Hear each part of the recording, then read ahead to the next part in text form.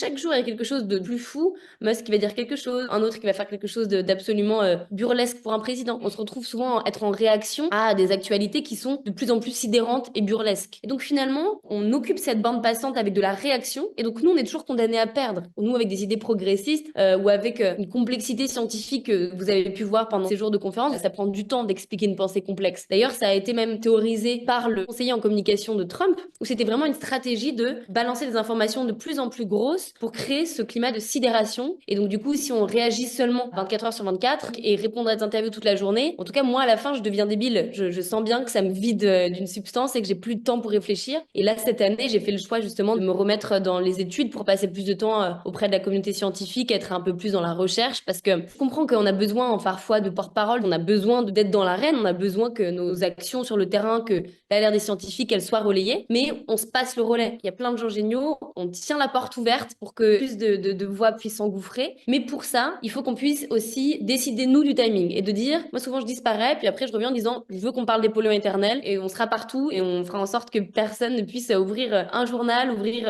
une radio, ouvrir la télé sans en entendre parler.